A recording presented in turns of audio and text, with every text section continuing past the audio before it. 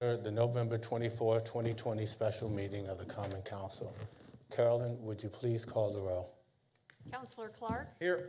Councillor Herbstritt. Here. Councillor Hill. Here. Councillor McKiernan. Here. Councillor Sullivan. Here. Councillor Veach. Here. Councillor Wiley. Councillor Willingham. Here. Councillor Mayor Smith. Here, I will now entertain a motion to enter into closed session for the discussion, consideration, or interviews of prospective candidates for appointment pursuant to Virginia Code 2.2-3711A1. The purpose of the meeting is the appointment of an interim counselor to the Common Council. So moved. I have a motion from Councillor Hill and second from Councillor Herbstritt. Carolyn, would you please call the roll? Councillor Clark. Yes. Councillor Herbstritt. Yes. Councillor Hill. Yes. Councillor McKiernan. Yes. Councillor Sullivan. Yes. Councillor Veach. Yes. Councillor Willingham. Yes. Mayor Smith. Yes, we are now in closed session.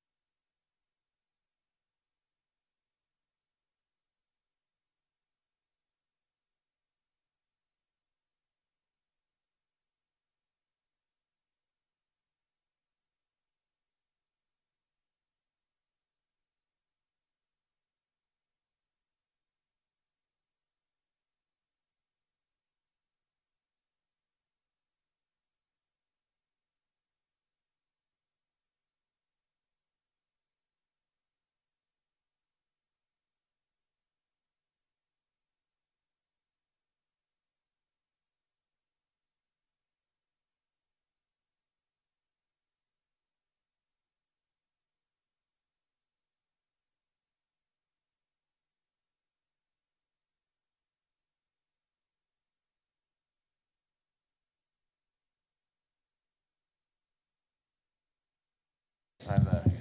Same here. All right, come on back.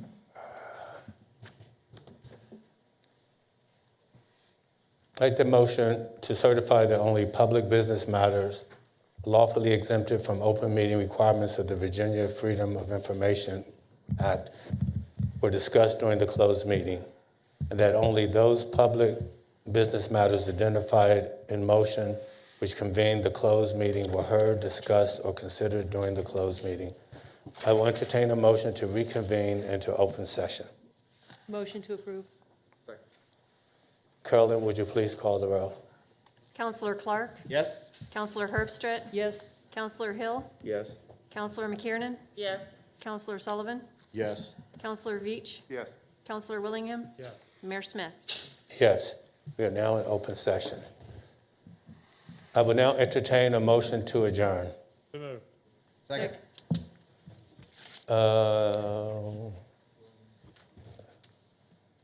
Second was Willingham. All in favor?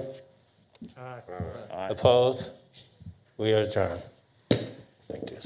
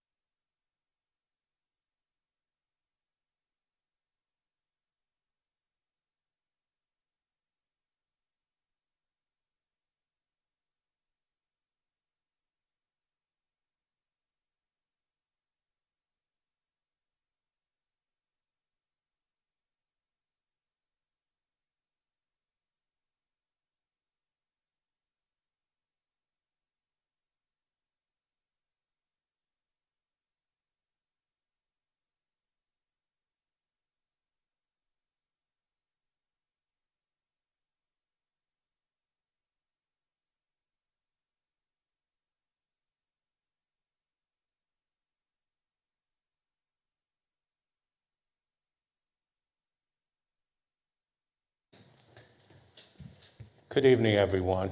I would like to call to order the November 24th regular meeting of the Common Council. Carolyn, would you please call the roll? Counselor Clark. Here. Counselor Herbstreit. Here. Counselor Hill. Here. Counselor McKiernan. Here. Counselor Sullivan. Here. Counselor Veach. Here. Counselor Willingham. Here. Mayor Smith. Here.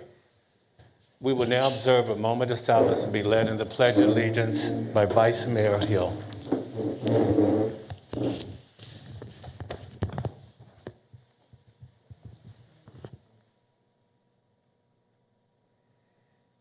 I pledge allegiance To the flag of the United States of America, and to the republic for which it stands, one nation, under God, indivisible, with liberty and justice for all.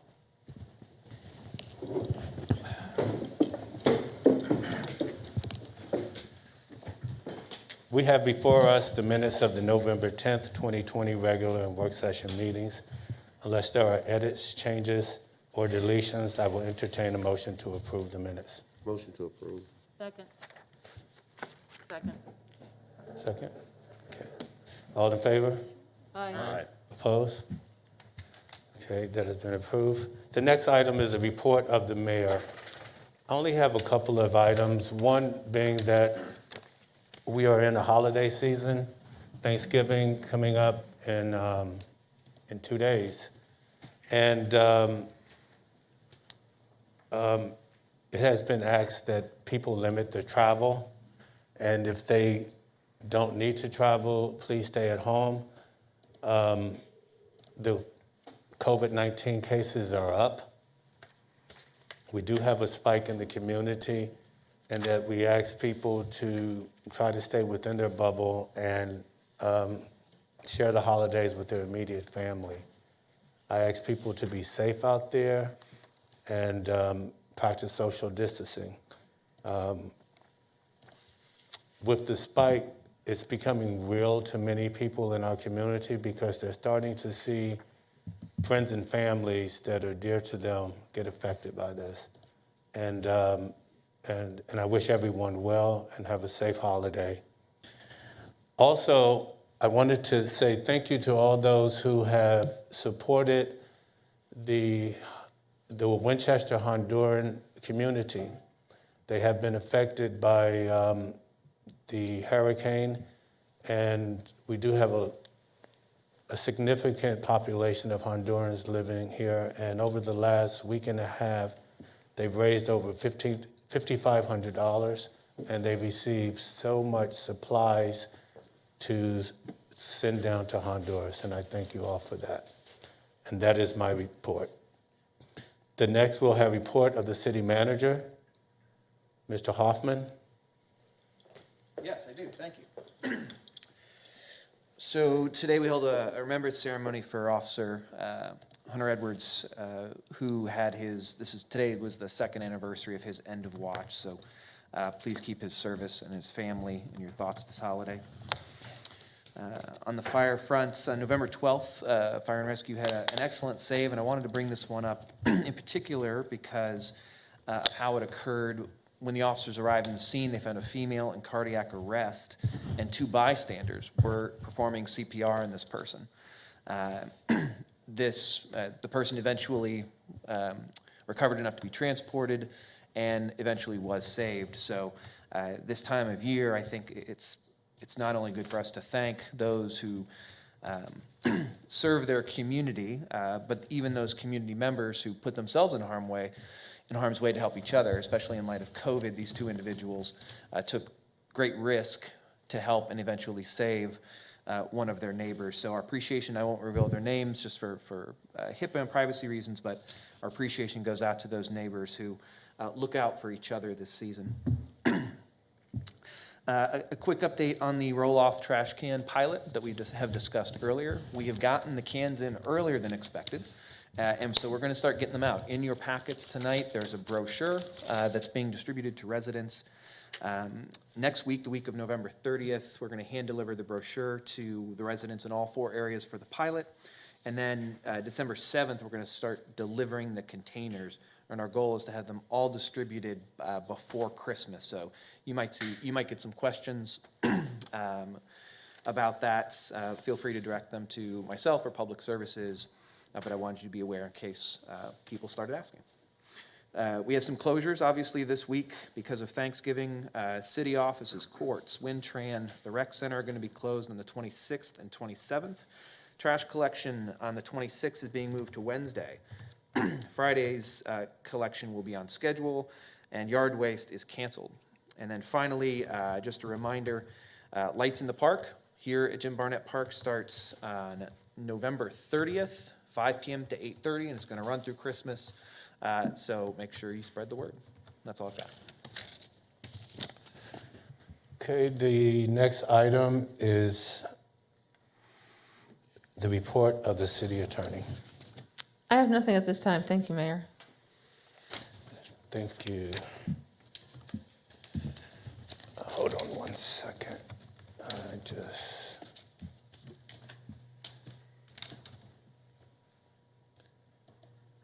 Okay, the first item that we have is public hearing.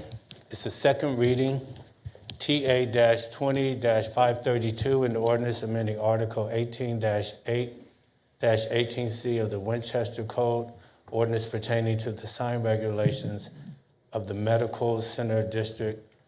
This provision will allow for freestanding signs in the district to be placed closer together. Mr. Hopkins, good evening. This is the second reading for this item. Just allows for signs to be placed closer together on the interior roads of the hospital center district, medical center district, which is really encompassed by the hospital. If you have any questions, I'll take them now. Is there anyone here who wishes to speak on this matter? You have 3 minutes. Please state your name and address for the record.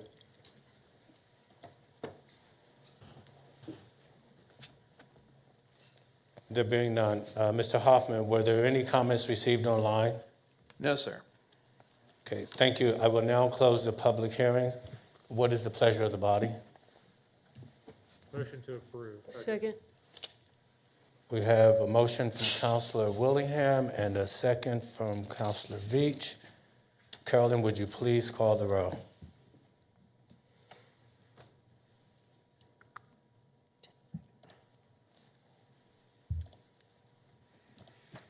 Counselor Clark? Yes. Counselor Herbstreit? Yes. Counselor Hill? Yes. Counselor McKiernan? Yes.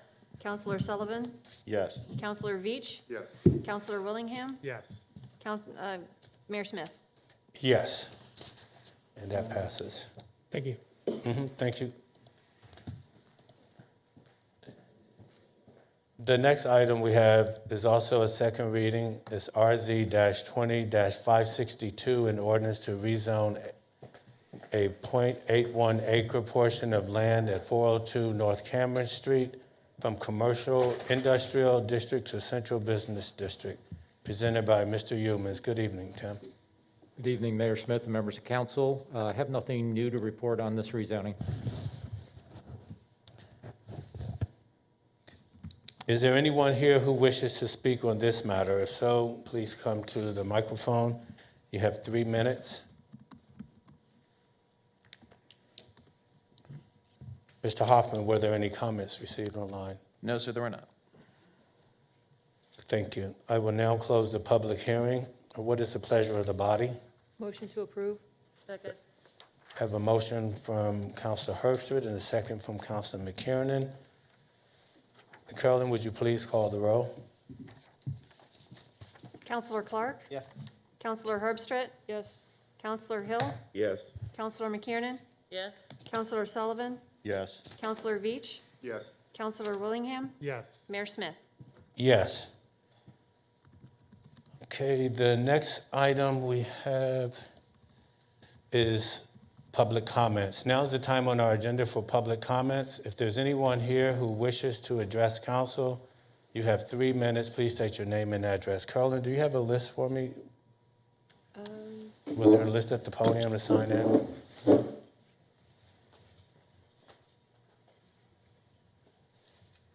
No one signed in.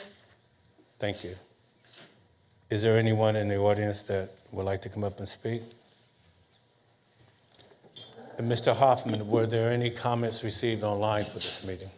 We had someone that wishes to speak. Say it again.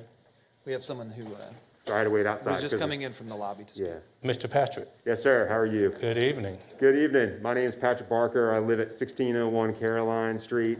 I'm here to give a couple comments about the rezoning that you'll still talk about at your work session on the middle school.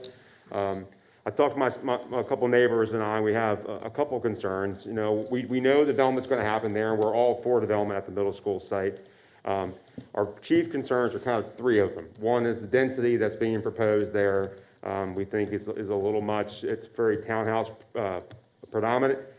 We would like to see something maybe more on the lines of what's in the Downs and Meadow Branch. Understanding the developer needs to make their money, and that's fine. And understand that the PUD is something they want to pursue, so that's also fine with us. The other concern is traffic. They're looking at putting about 3 times what the existing zoning allows for, which again, we understand they're trying to do the PUD. We understand they're going to see a little bit more traffic more than what the current zoning relies for, but 3 times we think is a bit much, particularly when if they don't get that connection to the hospital property roads, that's going to be a lot of traffic in around our neighborhood, more than what we expected. The last thing, obviously, is the green space. I think it's great the developer has provided some green space in there. I know they tout it as a park. If you actually go and look at the site, a lot of what they're proposing on the south side is sloping property, which makes it very challenging to make it anything other than just some place that's nice to sit down and read a book, which is great. But if they're trying to pace it as a park, there's some questions on that. So again, we're in favor of development on the property for sure. We just want to see something that has, addresses the concerns on density, traffic, and then usable park space. So thank you for your time. Thank you, Patrick. Was there anyone else? Okay. Moving on is the consent agenda. I do have one comment from. Oh, you do? Internet tree. Sorry. This is from John Stacy and Stephanie Danahay. We live at 312 Linden Drive across the street from 441 Linden Drive, the closed Frederick County Middle School. This is the 11.7 acre site submitted for a PUD rezoning overlay. We request that should the City Council approve this project, that Council approve the traffic features labeled optional as the only acceptable plan. These options are fundamental to a safe traffic flow. Support the older adult rental property with access to the medical center, and avoid an unsafe and poorly designed traffic flow out the north side of the property. One option is the card access road to the medical center and the interchange. This access has been part of the design for multiple planning commission meetings since first submissions in September, yet was only defined as optional, quote unquote. In the November 10th meeting, this access has been proposed to offer the active adult retirement complex an efficient way to reach the medical center fitness area. Of course, it also offers efficient vehicle access to medical care, a fundamental consideration for an older population. It also offers efficient flow for emergency vehicles through the development. It is especially important now that the developer has connected the active adult center with Linden Drive on the north side. The comprehensive plan has emphasized the direct connection with the medical center for this site. The connection should be required part of the plan. A second stated option is the mini roundabout at the north side of the property. This avoids a significant intersection just beyond a tight knuckle turn at the Carolyn-Linden intersection. It implements traffic calming measures, improves traffic sight lines, and improves access for the Shenandoah University property to the north of the property. The alternative will lead to traffic flow entering a higher speed roadway from an unusual direction, resulting in less safety for vehicles and pedestrians. The City Council should only approve the correct design of the property and should not release the developer from their responsibility to obtain approval for those designs by approving options, quote unquote. There is no such emergency to approve an uncertain design, as the builder is not planning build out until 2022. As such, the only acceptable design should be the ones including the options, even if it takes a few months for consideration. Should the developer not obtain approvals, they can return to council at a future date to discuss alternate designs. We request that should council approve this project, they not leave major design decisions affecting safety and traffic flow up to the developer. We request that the options be considered mandatory for the project design. Thank you for your consideration. John Stacy, Stephanie Danahay, 312 Linden Drive, Winchester, Virginia, 22601. Thank you. Was there any other or just that? No, sir. Okay, thank you. Moving on, the next item is the consent agenda. Would any member like to remove an item from the consent agenda? Mayor, I'd like to remove 10.9 from the agenda, the consent agenda. 10.9. Okay. So that has been removed and will be placed first item on the agenda. I will now entertain a motion to approve the agenda as amended. So moved. So we have Counselor Hill and Counselor McKernan. All in favor? Aye. Opposed? Okay.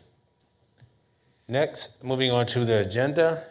The first item on the agenda is a resolution to set the 2021 meeting schedule for the Winchester Common Council. Mr. Clark.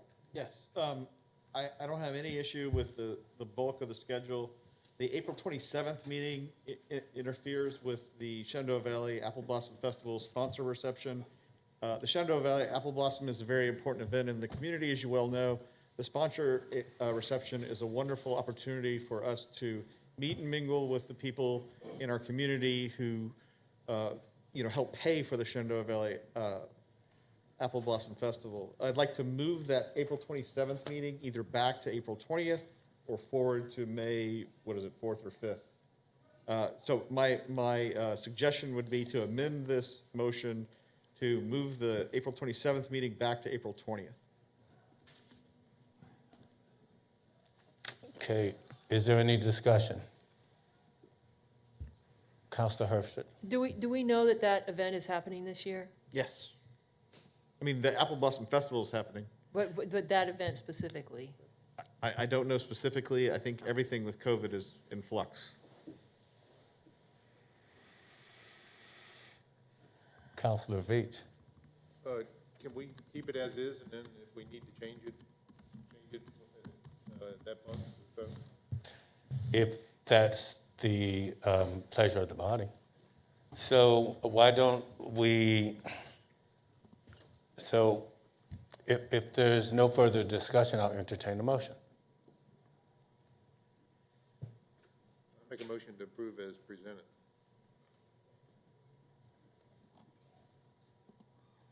For the original, Correct. okay, Second? a second. But we have to, first we have to see if we have a motion on this. Do we have a motion on Council Clark? There being none, so then, so do I have another motion, Councilor Veach? Yes. Motion is presented. And I have a second from Councilor Herbst. Second. All in favor? Aye. Opposed? No. Thank you. The next item on the agenda, so we have 7 yay and 1 nay. Did you get that, Carolyn? Don't know who said nay. Councilor Clark. Okay, thank you. The next item on the agenda is a first reading. It's an ordinance to authorize the additional appropriation of funds for necessary expenditures for fiscal year 2021, presented by Celeste Broadstreet, Financial Services Director. Good evening, Celeste. Good evening, Mayor Smith, members of council. Thanks for having me here this evening. I do have an ordinance here to amend the FY21 budget. The first item on there is basically the bond proceeds when we did the refinancing for that. Then there's $800,000 of CARES money that we're just reallocating. The good news is we've committed to spend all the CARES money that we received, and we're on track to spend it by December 30th. Okay.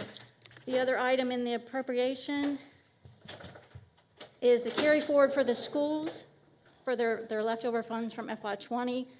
The auditors have completed that number, and it's $1,957,000. So that does meet the 1.8 that they were looking for to carry forward for the project for the Douglas Learning, or the Douglas Center. Then also there's some school things. The other appropriation on here, we're gonna do a transfer for the self-contained breathing apparatus for the fire department. That's in the budget, but it was funded by grant funds. The grants was denied, so we're gonna use capital carry forward funds for that. And Chief Culp is here if anybody has any questions on what they're gonna buy. They're gonna be purchasing 73 units with that money. So with that, I'd be happy to answer any other questions you have. This item was presented at the November 17, 2020 Finance Committee meeting and was forwarded with the recommendation. Thank you very much. Thank you. Have a good evening. You too. And happy Thanksgiving.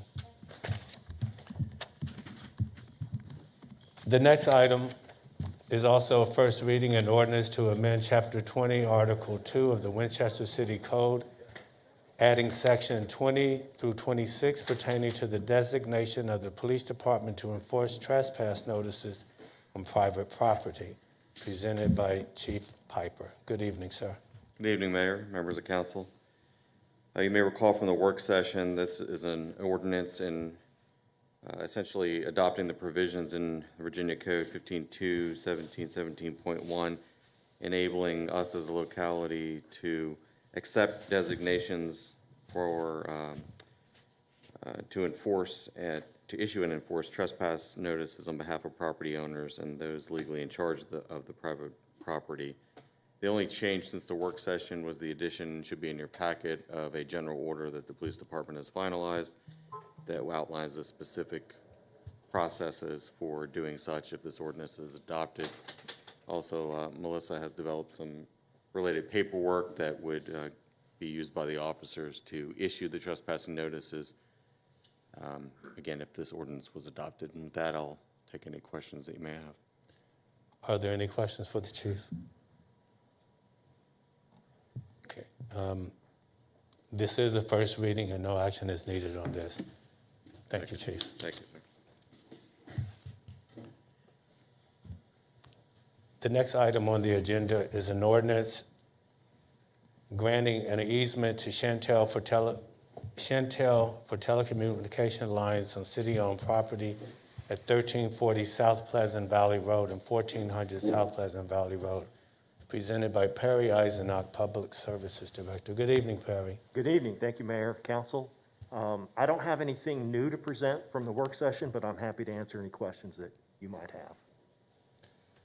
Are there any questions for Mr. Eisenach? This is also a first reading and no action is needed.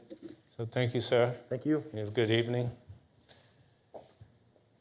The next item is a discussion regarding SIMS and pay classification plan changes requiring council approval, presented by Paula Nuffsinger, Human Resources Director. Good evening, Paula. Good evening.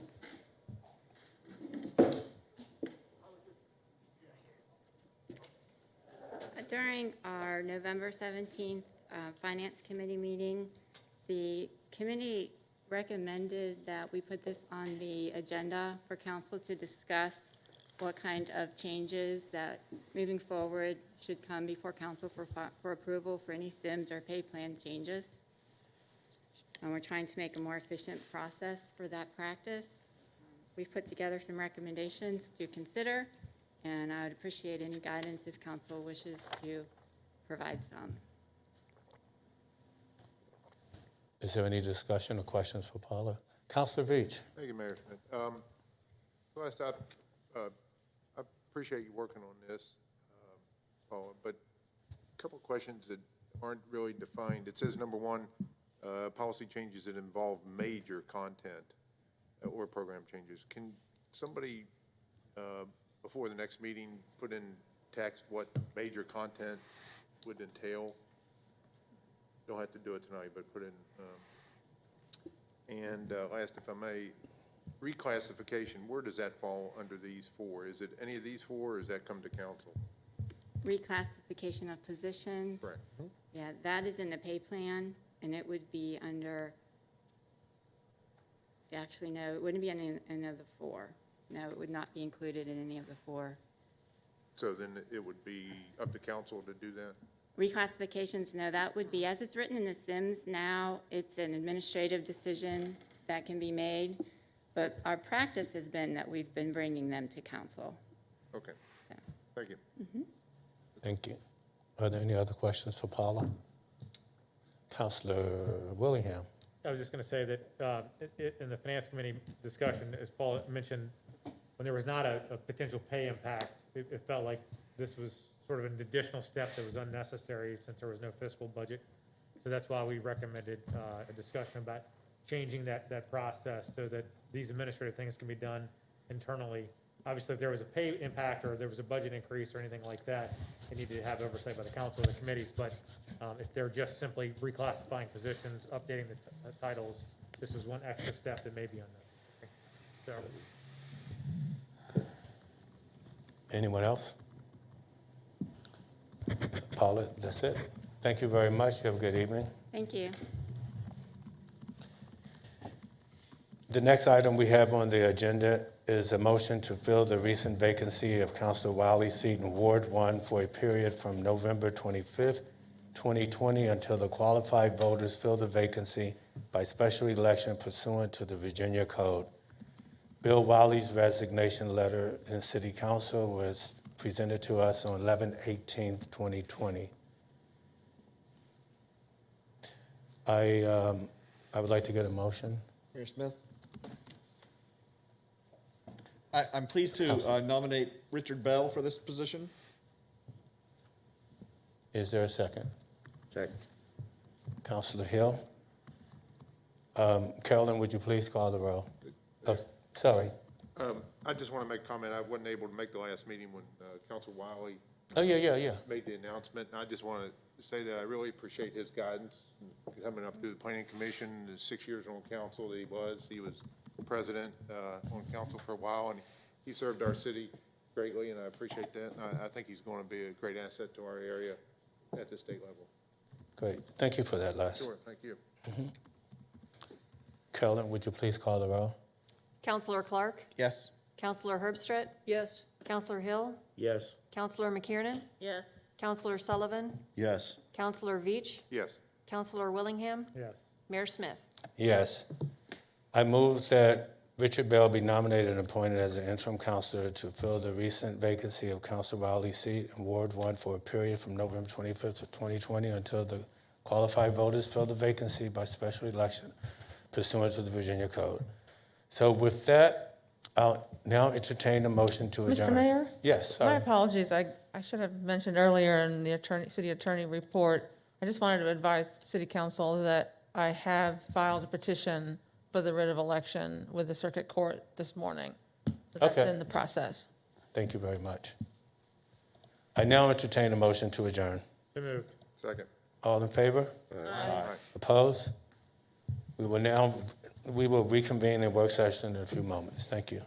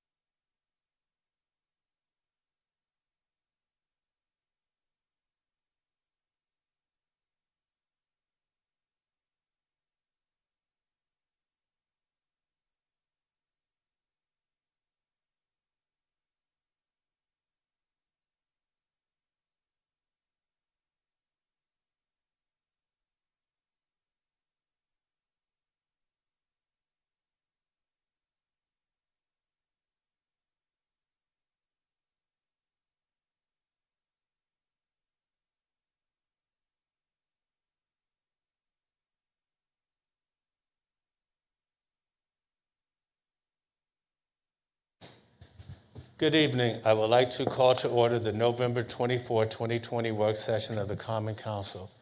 Carolyn, would you please call the roll? Counselor Clark? Here. Counselor Herbstreit? Here. Counselor Hill? Here. Counselor McKiernan? Here. Counselor Sullivan? Here. Counselor Veach? Here. Counselor Willingham? Here. Mayor Smith? Here. The first item on our agenda is a resolution approving an exemption to the Commonwealth of Virginia moratorium on utility disconnections for past due accounts, presented by Perry Eisenach. Good evening, Perry. Good evening. Thank you, Mayor. We received some new information on Friday, and actually some additional information this week. So basically, we want to delay action on this for now. Our focus is on trying to obtain as much of the CARES Act funds that the state has set aside. So we submitted an application actually yesterday for $460,000 that would be able to be utilized for paying off past due utility bills. So I think we're just a little too soon in the process, and so this resolution will most likely be coming back at a future work session. Okay. Councilors, do you have any questions for Perry? Good news. Counselor Veach? What's the proper thing to do? You just withdrawing it, or do we need tabled, or what, Melissa? I'm sorry, I couldn't hear you. He doesn't want us to go forward with it. Do we just table it? Do we just do nothing and take no action? What's the advice? There's no action to be taken, it's just a work session item. We can just Okay. put it back on the work session on the next opportunity. Thank you. Well, Perry, I think this might be good news for our residents, so Yes. so hopefully we can get that funding. Thank you for that. Oh, you're welcome. All right. Yes, I know. The next item is an ordinance granting an easement to the Laurel Center to allow building improvements to extend out into the city's right-of-way at 430 North Cameron Street. Mr. Eisenach. Thank you again.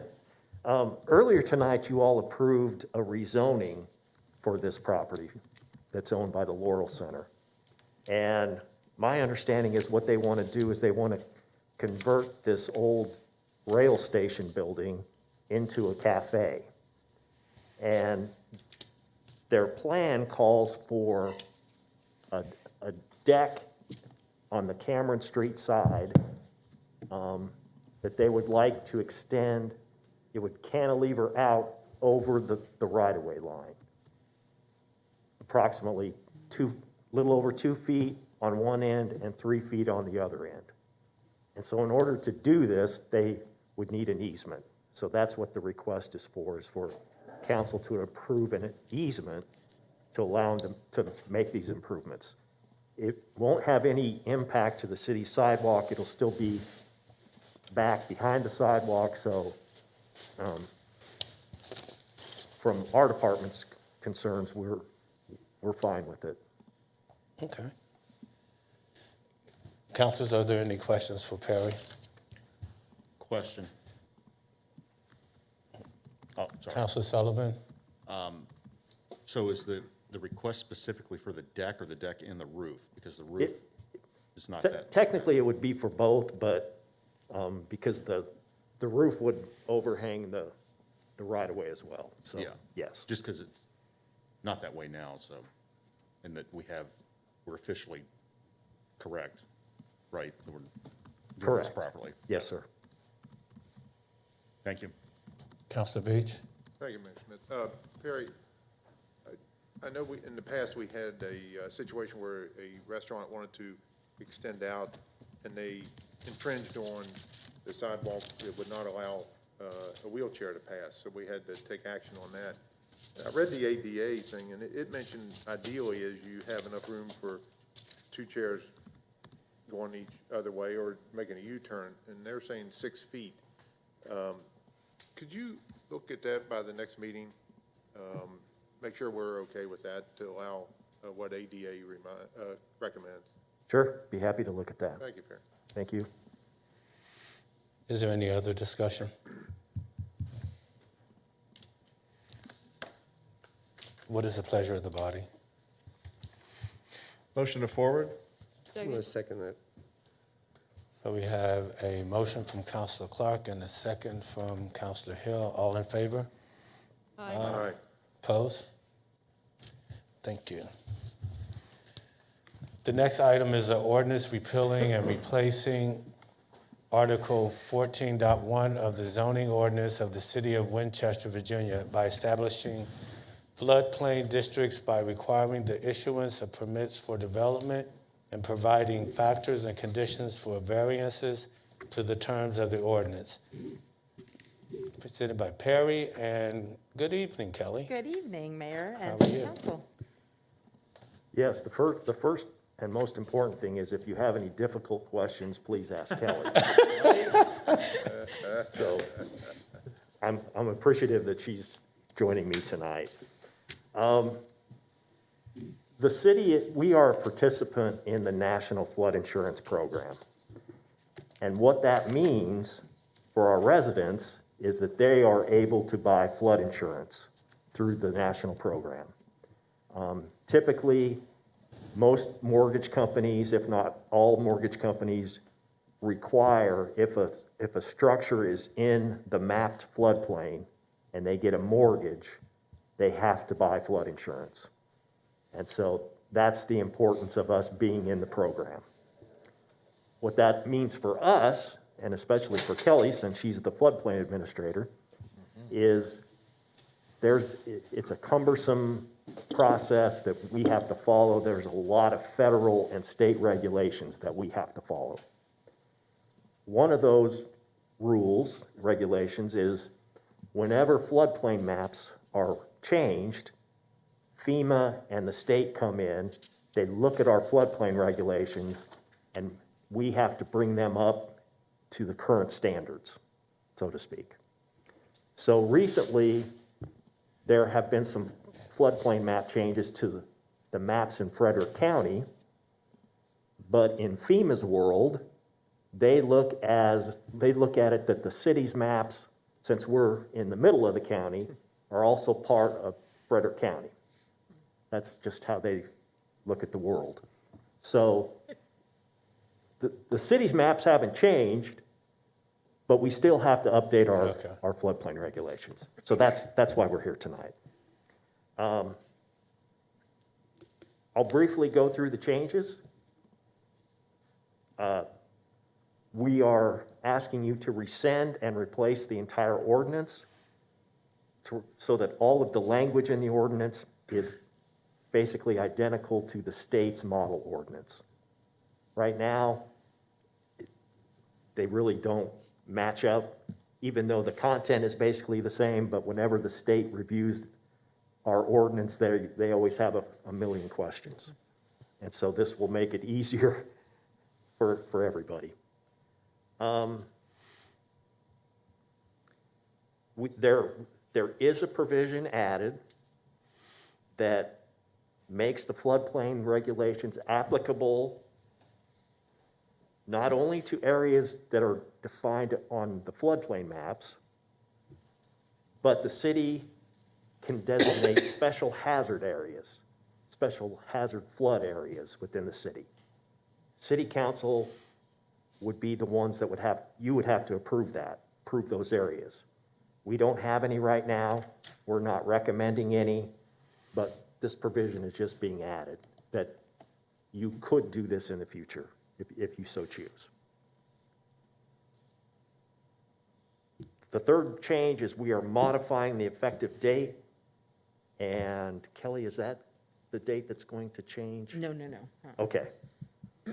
So yeah, the floodplain map revisions for Frederick County will go into effect January 29th. So we have to have this ordinance adopted by that date. Okay, the last item. And Kelly, if I screw this up, please stop me. And Do you want her to present it? that's probably a good idea. Kelly, do you want to present this one? Sure. So the last change to the ordinance adds a 2-year window where we evaluate improvements that are done to structures that are in the floodplain. It's, when we get floodplain development permits, we have to evaluate each application for the value of the work that they're putting into the building against the value of that building. And we're looking for something called substantial improvement. If the value of those improvements exceeds 50% of the value of the building, the entire structure must be brought up to code, with the exception of historic buildings. I know a lot of our structures in the floodplain are also in the historic district.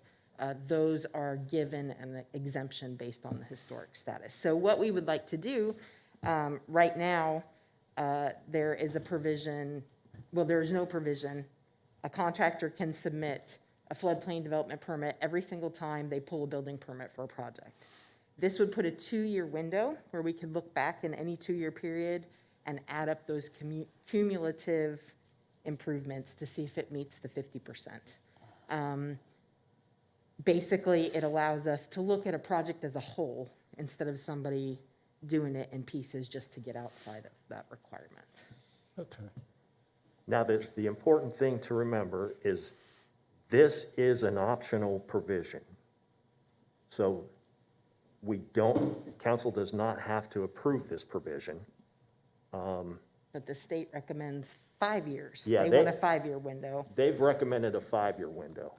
We think that that's too strict Okay. for developers, so our recommendation is a 2-year window, but this is completely at council's discretion. Did you say 2-year? 2-year, yes, sir. So, I think that covers all of the changes. Granted, there's a lot of paper here, and I'm sure you all will enjoy reading this, but we're happy to answer any questions that you may have.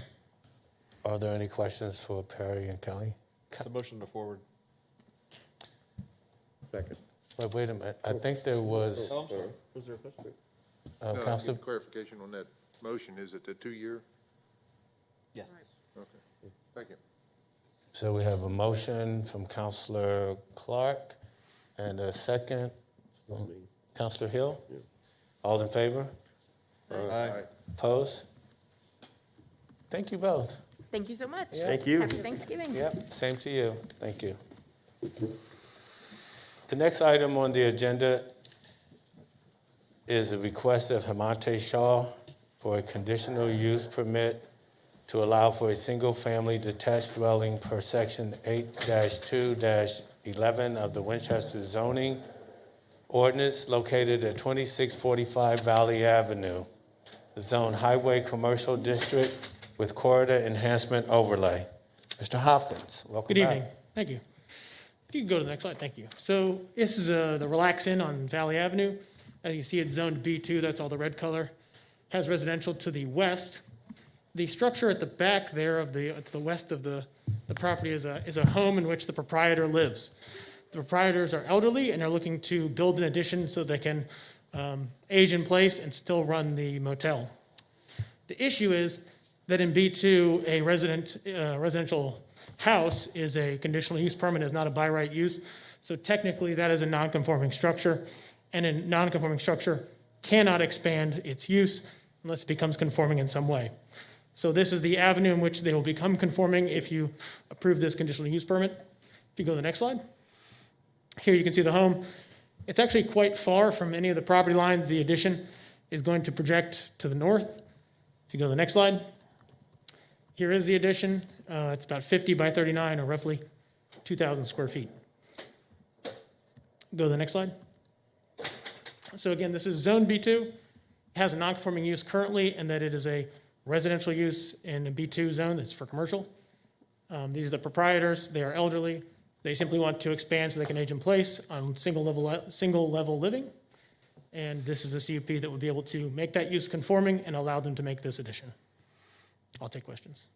Are there any questions for Frank? Councilor Veach? Thank you, Mayor Smith. Frank, on the, I think this was a redevelopment site, correct? This is marked as a redevelopment site.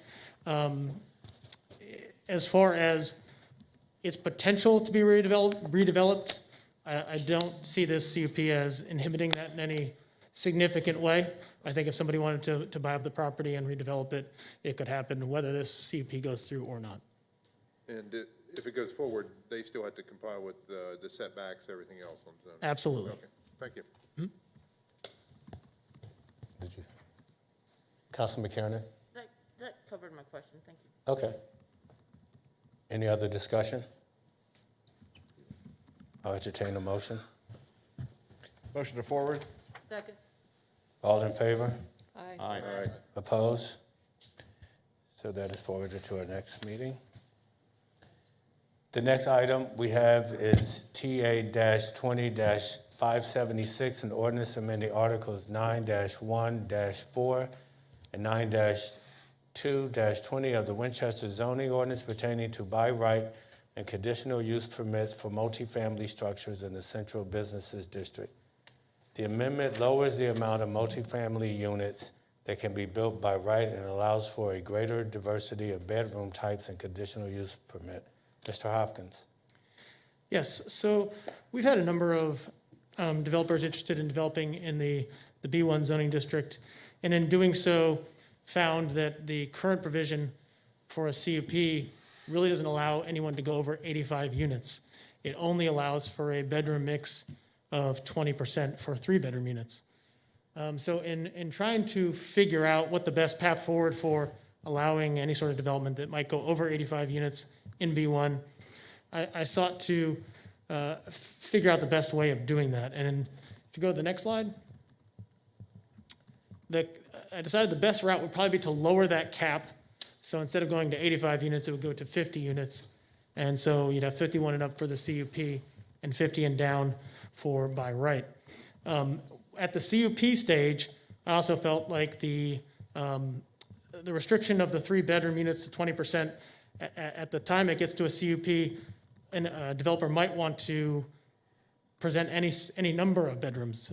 It might not just confine to 3 bedrooms. So that provision is eliminated in this revision, so that CUP can be brought for 51 and up that contains any mix of bedrooms that a developer might want to bring, and city council can vote on projects that are far more diverse than is currently allowed. Go to the next slide.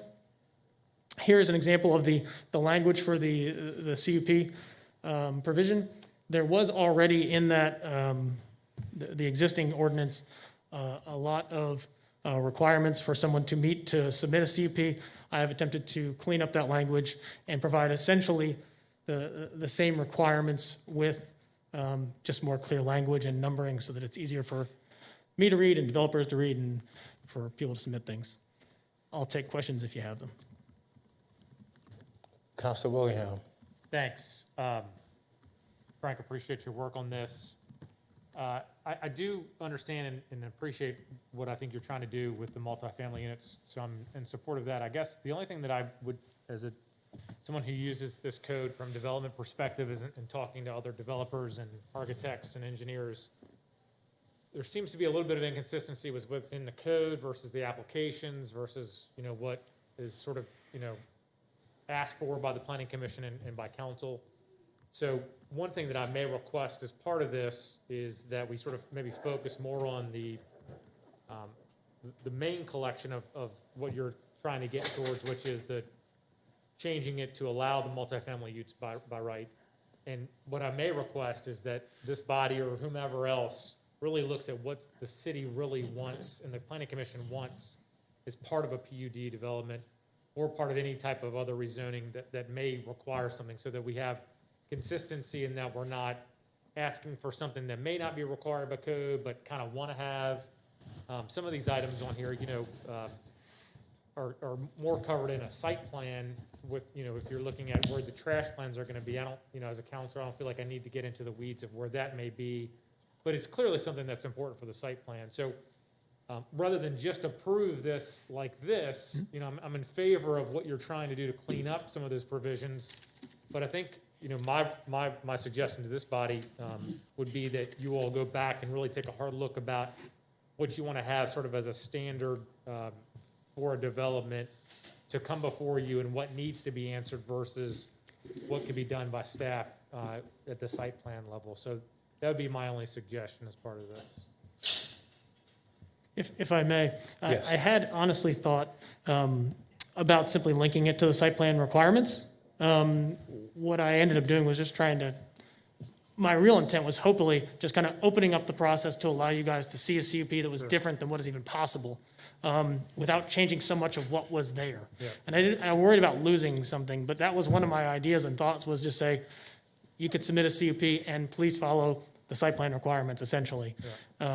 Is that something that would be in line with what you're asking? Well, I don't know if you need to necessarily go to that extent, Okay. because I think, you know, at least from my perspective, and I'm speaking probably as much as a developer as I am a counselor here, you know, when you're trying to potentially move around parts and pieces, to fill in every single part of the gap where you don't know whether a project may be approved can be difficult. So I think that's where this balance is. Sure. And I think that's why it probably does require some discussion from you and Tim Humans and the planning staff and whomever else. Just what do we need to make an educated decision about whether a project makes sense from a rezoning or from a PUD? And then the rest of the items need to go there. I think, you know, the other thing that you could potentially do is update council as the site plans are being presented later on, so that you at least feel like you're part of the process. Again, I don't feel like I need to, obviously we don't approve those here, but just as an update on, this is the final project that you guys had approved as a follow-up. So I don't think anything needs to be solved tonight. I'm simply saying that parts of it need to be in front of these bodies to make decisions, and as far as you all as staff to provide feedback and obviously consistency with the code. But some of the items I think may be better suited for a site plan. And I think if you require a site plan all up front, that can potentially be a lot of work and expense where the developer doesn't even get it approved. And so I would hate for it to be a hassle for everybody. So I don't know what the answer is. I'm just suggesting, I think if you guys can look at that, maybe even compare it to other localities, I think that would be beneficial to all parties involved. Understood. Are there any other questions for Frank? Frank, first of all, I want to say thank you for being excited about streamlining the process of these zoning. This is a long time coming, and your passion shows that, and to that degree, it seems that it's making it more business friendly as well. And that's what we've needed for a long, long time, and I thank you for that. Thank you. So, so with no other questions, I'll entertain a motion.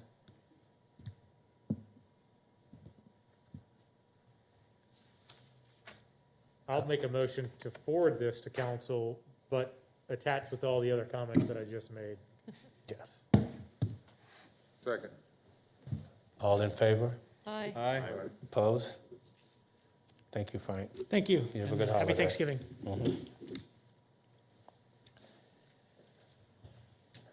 The next item, that's the last item, is an ordinance to rezone 22.7 acres of land at 441 Linden Drive from low-density residential district to low-density residential district with planned unit development overlay district. Sent by Mr. Humans. Good evening. Good evening, Mayor Smith and members of council. I'm going to try to keep this as brief as I can, but it is a fairly large plan unit development. You heard a couple of citizen comments earlier in the citizen comments of the regular meeting, and there were quite a few citizens who provided feedback during the Planning Commission's public hearing, although many of those comments have been addressed with subsequent iterations of the development plan. We'll go through that. I'm going to need to ask Dedrick to advance the slides. But before I get into this one, I just want to, came in kind of at the tail end of the text amendment for the B1 district there. Those three conditions that were listed there about the covenants and the trash collection and the number of units, those were actually provisions that a committee of city council had requested, and council asked staff to put those in. So that's the genesis of that, but it's an ebb and flow between how much is too much regulation up front versus trying to assure the neighbors that issues are resolved. Okay, moving on to this PUD. This is the former Frederick County Middle School site. You've got Linden Drive that kind of wraps around the east and the south side of the property. The medical center is to the west or to the top of the screen there. You can see a little bit of the parking that is provided for the cancer center and the outpatient diagnostic center. Down in the lower right, you can see where the sharp bend is. I think one of the comments that city manager read referred to it as a tight-knuckled turn. It is basically a continuous movement from the western end of Caroline Street coming around the bend onto Linden Drive southward, and then there's two more curves as you work your way down the hillside there. While we're at this slide, I'll also point out that the property that is there to the right of the former school building there, that is where a stem of land that Shenandoah University owns connects that property for legal purposes to where the health professions building is up on the hill there, which would be kind of up to the upper right. Next slide, please. From an exhibit standpoint, it's actually a fairly simplistic representation of zoning. All of the subject property today is unconditionally zoned low-density residential, which is the yellow there on the left. At the top of that left image, you can see the blue with the patterning on it. That is the medical center property, which was conditionally rezoned. Not really any proffers that are of great importance in terms of evaluating this rezoning. On the right-hand side, the change really is to establish the patterning over the yellow there to represent a planned unit development, in this case consisting of two main components, one which would be the 160 units in the three-story active adult living facility, multifamily units consisting of 1 and 2 bedroom units on the lower plateau where the athletic fields are currently located. And then on the upper terrace where the school building and parking was shown in the former image there, that would be 143 to 146 townhouse units, some which would be kind of on the order of what you have at Orchard Hill, where you have 2 units attached and a common property line between the units. Those would be the units fronting along Linden Drive. In behind that would be some conventional townhouse units, and then finally, further removed from Linden Drive, over closer to the active living adult complex, would be some 2-over-2 townhouse units. And I do have some slides that provide a better indication of that. Next, please.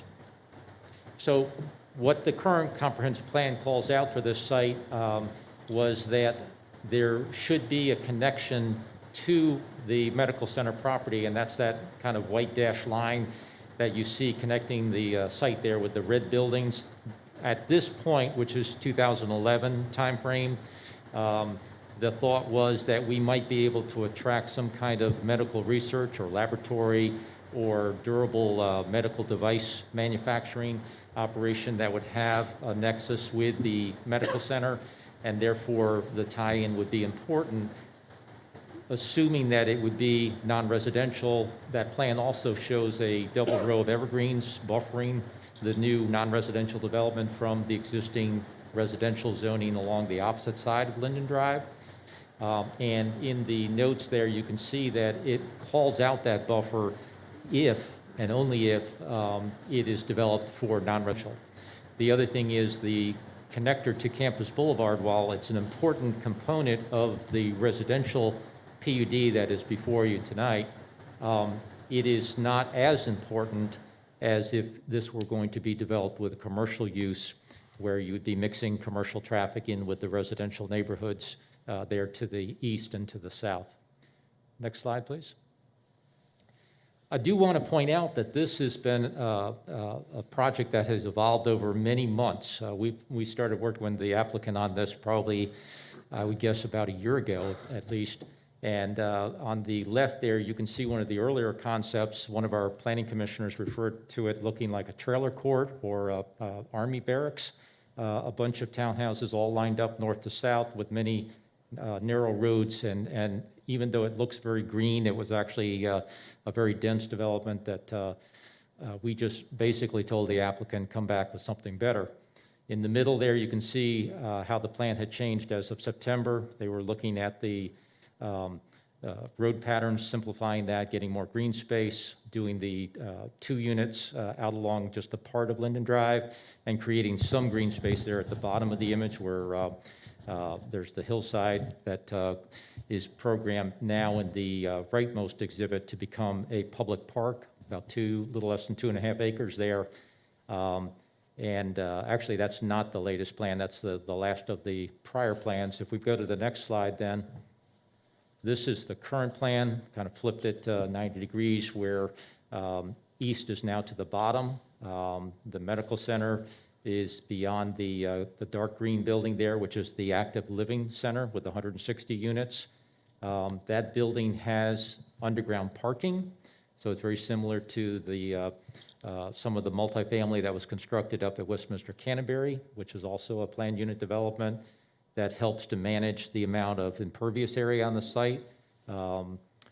It's also similar to what you approved with the Meadow Branch Apartments Phases 1 and 2 for the 4-story buildings where they have the basement level parking and elevators there as well. Moving down toward the center, you see the rows of streets and the narrower alleys that serve as rear access to garages for what is primarily the 2-over-2. Those are 4-story townhouse units there that are clustered together. And as you get closer to the single-family detached lots at the bottom of the screen there along the east side of Linden Drive, you can see you transition to just 2-story townhouse units in behind those 2-story 2-unit townhouses facing out to Linden Drive along the bottom. So there's a gradation of intensity of development, particularly from a height standpoint, as well as in terms of a density. Next slide, please. Couple of important things, and you heard one of the comments that the city manager read, make reference to the optional connections, and these are blow-ups of those. On the left, this is the private road connection, which would be gated. It's proposed to be an access out to Campus Boulevard from the active adult living. Only the residents of the active adult, those 160 units, would have a card that would allow them to access that road and make direct connection to the interchange that the medical center built on Route 37 there. It would operate kind of like going in and out of one of the downtown parking garages. The other important connection, which at this point is still referenced on the development plan as optional, is there in the right-hand exhibit, and that is to create a second traffic circle. One is part of the development plan that the developer can control. This one at the intersection of Caroline and Linden Drive actually would require cooperation from Shenandoah University. Sean Hirschberger and I met with representatives from Shenandoah University in a virtual session last week, and subsequently I heard back from Mr. Mitch Moore, who said that I could advise City Council that Shenandoah does intend to cooperate with this developer to allow for that safer alignment there. There's kind of a red outline stem of the property that has kind of a point facing up there above the letter D. That is the stem of the property that Shenandoah has, and part of this new roadway would have to be built over that portion of their property. There is no physical access there. That stem of their property is strictly for legal requirements to have frontage upon a public street. When they purchased about 8.8 acres from Valley Health, they could not simply create a landlocked parcel of land. That's in violation of our zoning and subdivision ordinance. So that was the solution, to get a stem of property coming down to the public street intersection. So again, what you see on the right there of the two optional access improvements and safety improvements, that one is fairly certain at this point. And so we anticipate that the developer will start working with Shenandoah University to secure the details of that. The one on the left is still subject to approval by Valley Health. We understand that there is a real estate board meeting or committee of the Valley Health Board that will look at this proposal and get back with both city as well as the developer. I should point out, it also includes a hiker-biker trail adjoining the travelway that would be for vehicles, and would also provide improved emergency access. So we are going to need to stay tuned probably into January before we know for certain whether or not Valley Health will cooperate with the developer to lessen the traffic impacts on Linden Drive and Caroline Street otherwise. But again, it would only be for the active adults, except for the walking and biking connection. So if Shenandoah University students or employees at Valley Health move into this neighborhood, they would be able to walk or bike to work or school and not have to add to vehicular traffic on Linden Drive and coming back in on Amherst Street to the medical center. Next slide. So let's focus in on the townhouse portion of the development. On the left side, you can see some of the details of the proposed neighborhood park. I have met with Parks and Rec Director Lynn Miller. He is very excited about this proposal to establish a public neighborhood park. This is an underserved area of the city. While the residents up there probably make use of the vacant school property, including the fields, there is no easement that's granted for public use of those fields. So this at least preserves about 2.4 acres of the site. There is an existing picnic pavilion there, and they are showing how they can grade out a small soccer field that's shown there as well. They are proposing to set aside 14 parking spaces that are shown there adjacent to that field that would come in off of the new roadway network. And then there's also, I believe it's Playscape that's depicted there with the annotation off in the lower left corner. So this is something that benefits all of the existing residents of that neighborhood as well as the future residents that would be moving in conjunction if the rezoning and subdivision is approved. If we go to the next slide, this is the lower terrace where the active adult, I've pretty much addressed this. This is all private roadway that's shown. Down in the lower left, where that lower bend is on Linden Drive today, instead of having a new entrance coming in on that sharp curve, they would propose to do a traffic circle there. And Mr. Eisenach has reviewed this as well as the traffic circle that would be proposed up on the Shenandoah property at the upper curve at Caroline. He very much advocates for those solutions in terms of traffic management and traffic calming, particularly given the both the vertical and horizontal curvature of Linden Drive in both areas. Again, they have the accesses to basement parking. The building is really more like two buildings that are 3 stories high with a center core that connects at the ground level to what's all amenity space, indoor amenity space, and we can look at some of those plans here in a second.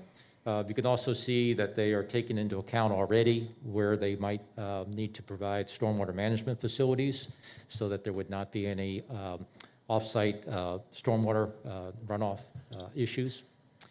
Go to the next slide, please. Yeah, this is basically the difference between the previous slide and this one is they are now showing that access out to the Valley Health property. Dedrick, if we go back to the previous slide. You see off there in the upper left, the access road. The developer very much wants to build this, but the developer can't hold Valley Health to approving that, and that is the reason why they have taken it from being a part of the committed development plan from as recent as November 3rd, as shown here, to the next slide here, where on the 13th, it's now not shown there, but it is shown in an inset as an option.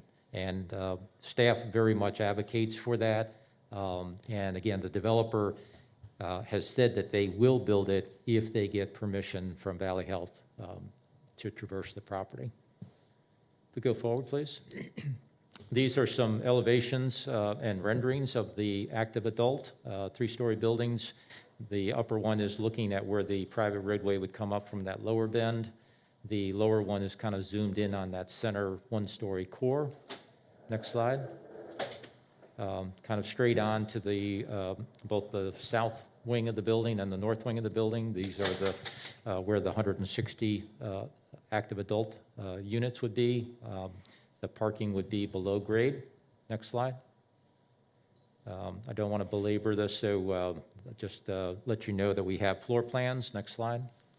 Including a detail of the indoor amenities that are being provided for the active adult. Next slide.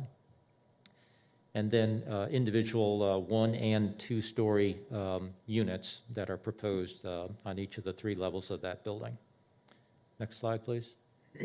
So if we kind of helicopter out over the southeast part in the upper image there, you can see the bend in Linden Drive and the layout with the townhouse units. That is the two-unit ones out closest to Linden Drive with direct access to garages, and then the new roadway that provides access to the conventional two-story townhouse units, as well as the 2/2 four-story units in the background. The lower image is kind of from the northwest, looking across the top of the active adult center there in the lower right, and then the upper terrace where the townhouses are, and Linden Drive in the background. Next slide. So on the top there, you can see the array. There's some of the two units over there on the upper left, the conventional two-story townhouses in the middle, and then a representation of the four-story 2/2. Basically, you have ground floor garage, one bay for each of the units. The remainder of the first floor is the lower level of the ground townhouse unit, and then that unit includes all the second floor. The third and fourth floor is the second townhouse unit with staircase coming up from the ground level. And do have floor plans as well. Next slide, please. This is a representation of the conventional two-story townhouses. Next slide. The rear elevation, kind of interesting in terms of the amount of window space, but give the developer credit for introducing a product that's different than anything we have in Winchester. Next slide. And these are just some elevations showing how they could mix combinations of masonry and cementous board to provide for a variety. This is something that greatly expands the type of housing that's available in Winchester, which is something that's, I believe, in your mission statement, as well as called out extensively in the adopted comprehensive plan. Next slide, please. Some floor plans for the two-story units. Next slide. Kind of zooming in a little bit more on how these 2/2s look on the top. That's actually the rear elevation, so you can see the side-by-side single-bay garages, one for the lower level townhouse and one for the upper level townhouse. Next slide. And then the detailed floor plans, if any counselors want me to come back to this, I'd be glad to do that. But on the far left there, you can see where there's the ground level with the one garage bay for each one. The one comes directly into the ground level from the parking stall there, garage space. The other one comes into a foyer that then leads to a staircase climbing up to the third and fourth floor. We did suggest that they consider offering elevators or at least dumbwaiters so that someone who's bringing groceries in from their garage to their third floor kitchen would have a little assistance. They may do the dumbwaiters. They don't intend to propose elevators, personal elevators, in the units that would be on the upper level of the 2/2s. Next slide.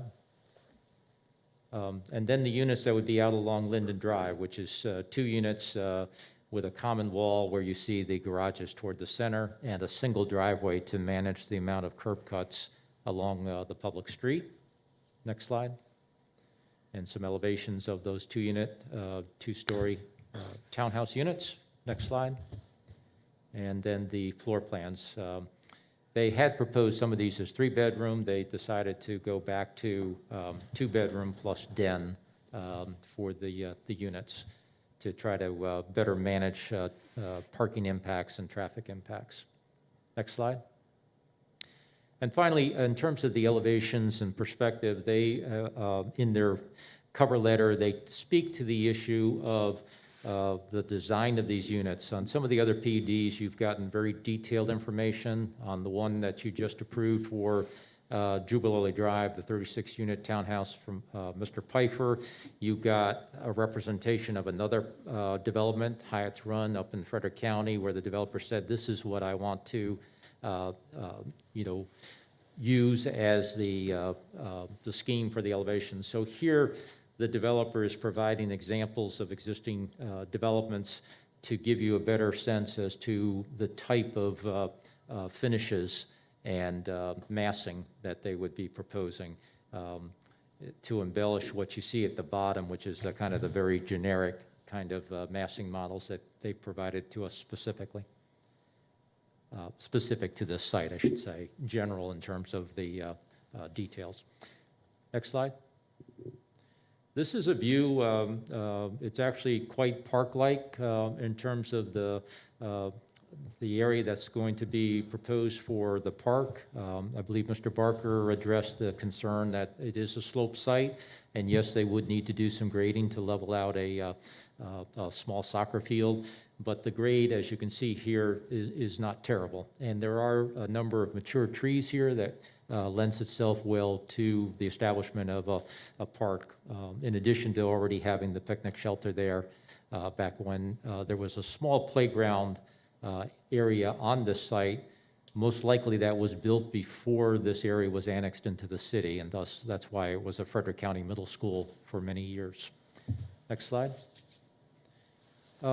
Okay, so this is getting into some of the details. I don't want to spend too much time on this, but I think it's important that council understand that the resulting impact from the rezoning, so looking at what are the impacts that arise and are directly attributable to the rezoning versus whether or not this is a desirable form of development.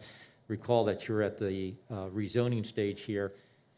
We have asked them to give us comparative trip generation rates. So on the upper left there under land use, you can see that they have provided the calculations of what the site previously had associated with it when it was a middle school.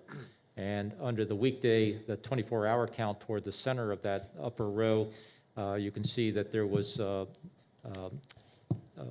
1,459 total trips, but a very high concentration of trips during the morning peak hour, and still substantial number of trips in the PM there over toward the right side. Just below that, they compare that to the proposed development, that is the 303 to 306 unit townhouse and active adult, and that goes to 1,787, an increase of 328 vehicle trips over a 24-hour period. But when you look at the negative numbers there, under the weekday AM peak hour, almost 300 fewer trips total during the weekday peak hour. And that kind of makes sense because with schools, you have a lot of buses and you have teachers and employees and parents dropping off kids and stuff. A much bigger impact that was associated with that school compared to the lower numbers that you see there for the proposed development in that morning peak hour. On the other end, in the PM peak hour, you do see some very small increases in the total traffic and the inbound traffic, but actually a slight decrease when comparing this development to what was allowed by right there, which does include any form of public school, such as the one that was there. But in addition to that comparative analysis, the bottom half of the table looks at what if this was developed with single-family homes, which is another permitted or by right use in the LR district. And there, the contrast is bigger because they are, first of all, they're only showing 54 single-family homes. We believe that the site could probably get developed with 60 to 65 single-family homes and meet all of the requirements for the low-density residential district. So they've been conservative on what the by right development would allow. And when you compare the proposed development to the hypothetical single-family residential development, there is a bigger increase. It's almost 1,200 vehicle increase over what would be generated on a 24-hour basis for single-family residential. But when you look at the peak hour changes, they're more nominal, such as the 17 additional trips inbound during the morning and the 12 outbound trips in the PM peak hour. Those are really, really small numbers when you look at the capacity of a road, such as Linden Drive, Caroline Street, Fox Drive. I talked with Public Services Director Perry Eisenach today, asking him what is the capacity of a typical two-lane roadway, one lane in each direction. And he indicated that it's actually upwards of 12,000 trips, but typically, the city of Winchester will say that a road has met or is near meeting its capacity somewhere around 10,000 vehicle trips per day. So when we're talking about the 328 additional trips there in the top compared to the school, or the 1,700 so or 1,100 so trips compared to by right development, that is not anything that comes close to maxing out the streets with regard to capacity of the streets. Move to the next slide, please. We also asked them, okay, we now know what the volume of traffic is that can be anticipated. How will it be distributed over the existing roadway network? And there are two models here. One, which is shown here, anticipates the private gated access out to the medical center and the interchange on 37. They anticipate that of the active adult, which is the black arrows here, that 20% of the trips would make use of that gated access. 40% would use Linden Drive coming down to Amherst Street, and then the other traffic would go out Caroline Street and get distributed north or south of Caroline Street, either up to Sunnyside, where a lot of the commercial development is close to this site, or coming back down to Amherst Street in the city, where there is full signalized access, including protected left turn movements at the signal there across from the Frederick County Middle School site and the school administration. This is a revision, so if you saw some of the comments that had been made during the Planning Commission, which I believe we provided to you, they were based on outdated trip distribution figures that put a much larger percentage of the traffic coming down Linden Drive there, where there is, if you've been out there to some of the medical offices, you know that coming back to Amherst Street, you cannot make a left turn there. You have to make a right turn, and then if you want to come back into the city eastbound on Amherst, you have to make a U-turn at Meadow Branch Avenue intersection. So the next slide then shows what the traffic distribution is without that gated access out to the medical center. And in this case, 60% of the both the active adult as well as the townhouse development would be utilizing Linden Drive coming down to Amherst Street, and the other 40% would go out Caroline Street and make a turn either north or south on Fox Drive. Next slide, please. So in conclusion, the traffic analysis, which you have the full detailed 34-page report, basically concludes that the development would not generate substantial number of weekday AM or weekday PM peak hour trips or daily trips, and will not adversely impact the transportation network. Again, Mr. Eisenach has reviewed this, as have I, and we agree with the findings of the traffic study. Next slide, please. This is kind of zooming in and give you a better idea of what these traffic circles would look like. They have a mountable center island. This was important for Chief Culp and the fire marshal to make sure that they could negotiate these with their fire apparatus, and they are fine with this. So you have the plan over there on the left side that shows the alignment at the lower connection where the access into the active adult living would be. A similar kind of design would be used at the northern entrance coming in across from Caroline Street, now that we know that Shenandoah University is receptive to working with the developer. Next slide, please. I think one of the biggest questions that I have for City Council that I would like your guidance on is how many, if any, of the proposed streets should be dedicated as public streets, which would be public maintenance. I know Councilor Clark probably recalls that there was a lot of debate at City Council regarding council's policy on private streets because, and I'm sure many of you have probably gotten calls or letters from constituents who say, I live in a private development like Meadow Branch, maybe the Willows, Willow Lawn Cottages, or maybe up on Buckner Drive in Meadow Branch North, and they say, our streets are bad, we pay the same taxes as people who live on public streets, we should have city maintenance. Why don't you, the city, take over my private streets so I don't have to pay through a condo association or through a homeowners association to maintain my street? And so a number of years ago, and again, I think Mr. Clark may have been there for some of those discussions, the sentiment then was that council did not want to accept private streets that did not meet city standards, so that if the street had to be taken over by the city at the direction of a future city council, they would at least meet the minimum standards that VDOT has for cities who receive annual allocations of funding to do street plowing, snow plowing, repaving, repairs, things like that. What the developer has done then is shown all of the streets to meet the 50-foot wide right-of-way standard and at least a 30-foot pavement width requirement.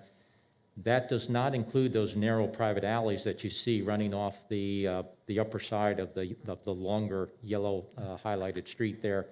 And incidentally, I am suggesting kind of a compromise here where the streets that are toward the top of the yellow outlined streets there, including those narrow alleys and the streets where there'd be a lot of driveway cuts for the 2-over-2 townhouses, that should all be the homeowners association's responsibility, but that the yellow street, including the connection there in the lower right corner coming in from that traffic circle across the portion of Shenandoah University's property and extending the full length down to where the public park access is and the 14 spaces provided for the public to enjoy the park there, that at least that road should be a public street so that we don't have to secure a private easement over, a public easement over a private street for neighbors in that area to drive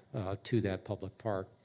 Whether or not that other street that's shown there in the lower center part is also public, probably less of a concern there, although it might be desirable based on the phasing plan that they have if they don't build the northern portion there as one of the earlier phases.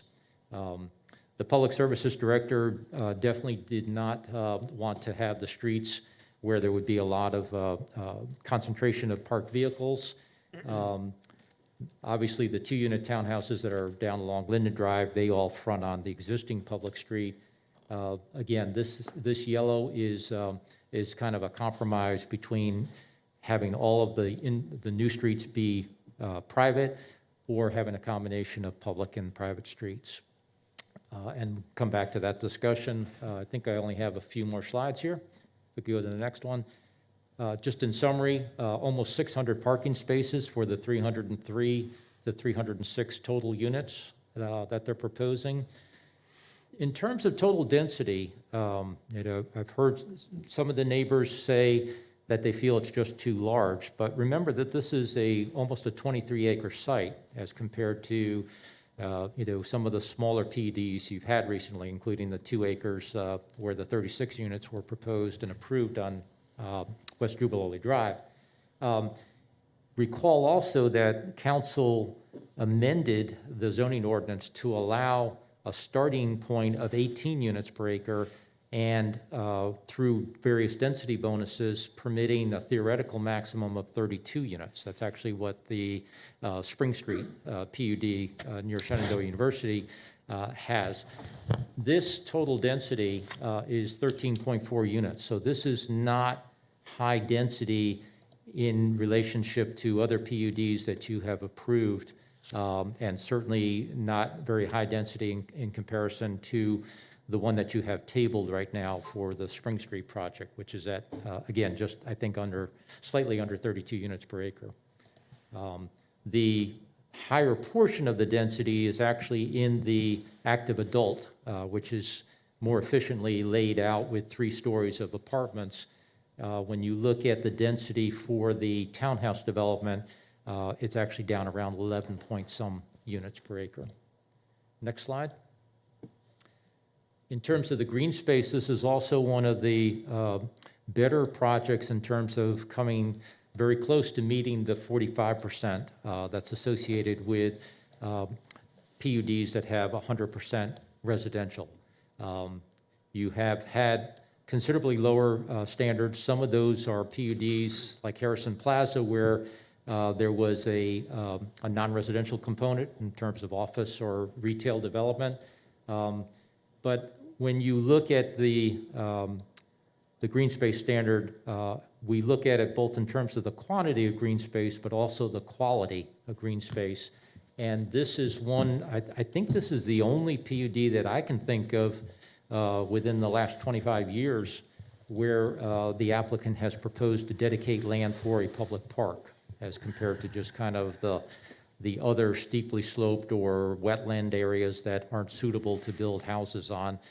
This is a situation where you have buildable land that the developer has scaled back the project over several months, iterations of the plan, and provided what I think and the Parks and Rec director feel would be a very desirable park. Is there another slide? Oh, yes, finally, the fiscal impact analysis is something that Council, Planning Commission always require. Again, this is fairly attractive in terms of the fiscal impacts, managing the city expenditures compared to the city revenues. Bottom line there is that the city would be receiving about $500,000 annually on net fiscal impact. The estimated revenue is about $1.4 million. The estimated annual expenditures to the city is a little under $900,000. And that is mainly because such a large component of it, the 160 of the 303 to 306 units, is active adult, where you don't have children. Or if you do have a child living with a grandparent, it is a very, very small number. In the chart toward the top of the table, they're predicting that the number of school-aged children would be about 52 out of the 587 anticipated residents. Again, you're dealing with a large percentage of this being active adult, where there are no children in 1 and or 2 bedroom units, and then all of the townhouse units, the 143 to 146 units there, those, none of those have more than 2 units, two bedrooms, excuse me. So not likely. We believe that 52 student estimate is in line with what we're seeing with other developments, such as townhouses that have two bedrooms, and that would include things as recent as the Brooks Manor townhouse development near Quarles Elementary School. I think that's the last slide, other than the, sorry, 2 more.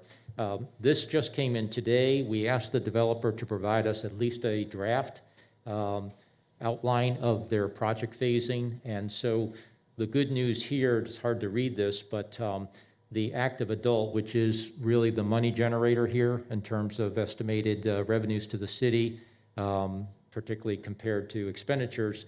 They want to build that as the first phase of this development. And also what you see is kind of a backward J at the bottom there, the city park and just two of the conventional townhouses there in the blue, lighter blue, and 5 of the 2-unit townhouses facing out to Linden Drive, that those would be in the first phase. So the stacked townhouses, the 2-over-2s, and the remainder of the townhouse units up toward the north end of the upper plateau would all be subsequent phases of development.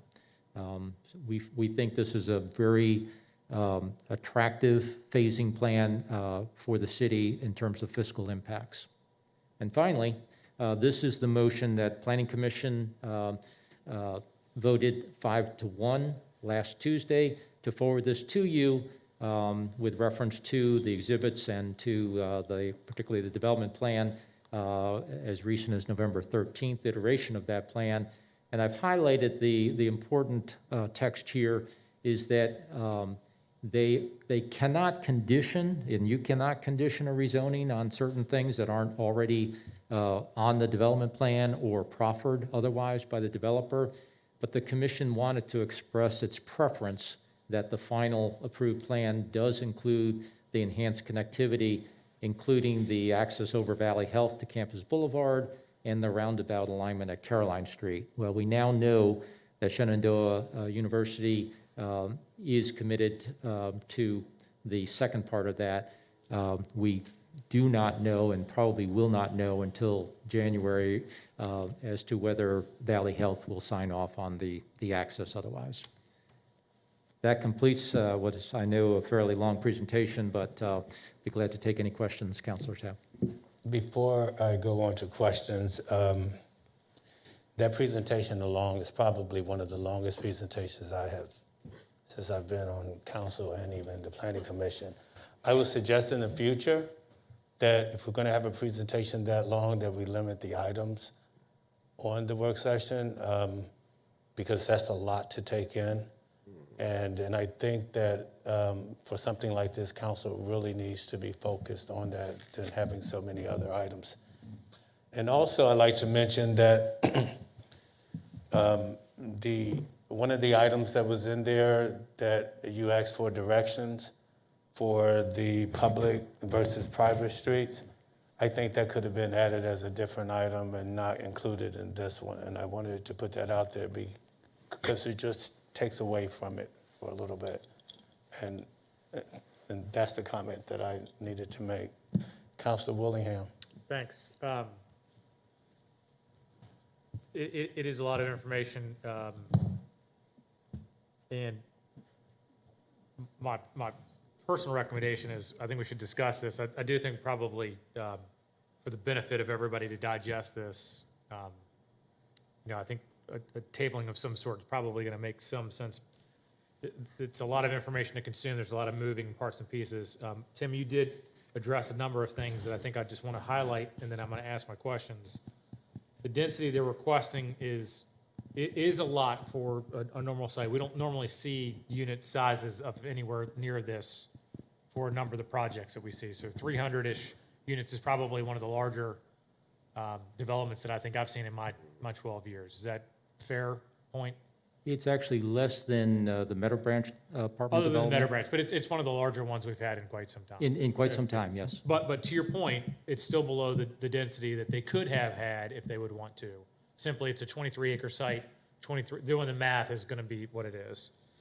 And then the Linden Street traffic impact on a pure street use perspective is that street does allow for many more trips than this development would ever have from a trip generation perspective. It just greatly enhances what's there today versus what somebody may want to see. I think those are two critical elements of this. For me, a couple things that I wanted to ask about, if they can't achieve this, so if we toss the Caroline Street piece of this, because I think obviously it sounds like they're there, if they can't get that connector, from your perspective, how detrimental is that to this project knowing what you've talked about from the traffic perspective? I expected that question, and I apologize for the length. I just know it's a very large development and a lot of moving parts here, as you say. I feel that the bike and walking trail and at least an emergency vehicle access for City of Winchester emergency response vehicles is critical. Whether or not it also includes the gated access for the residents of the active adult, I think the traffic could easily be handled without it, as far as impacts on Linden and Caroline. But it is very desirable, and I hope that Valley Health would see the benefit to their employees to be able to reside here close to the medical center. Thanks. One last question, Mayor, if I may, and I'll come back if nobody else has any questions. The other thing that I know we talked a little bit about the fire and rescue and the police perspective.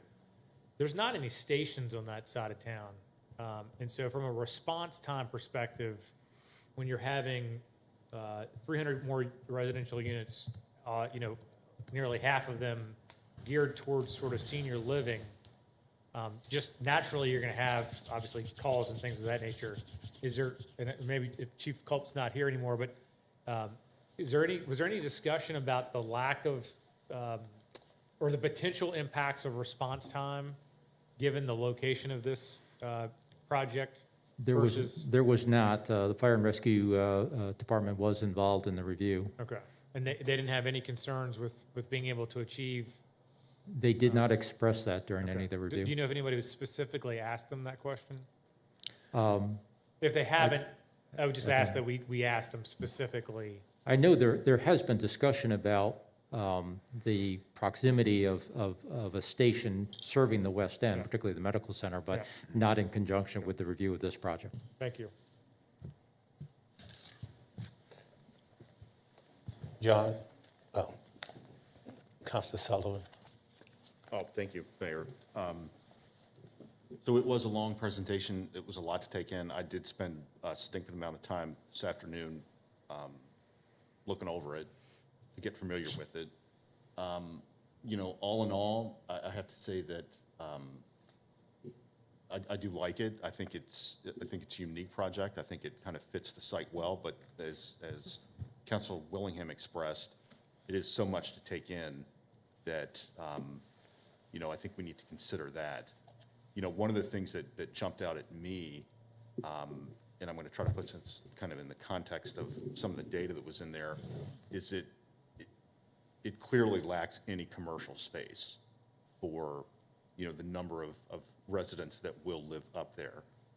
And kind of given what they've done architecturally to, make it, unique, I personally would like to see at least some kind of, some boutique commercial, space up there. It seems ideal for something like, I don't want to start,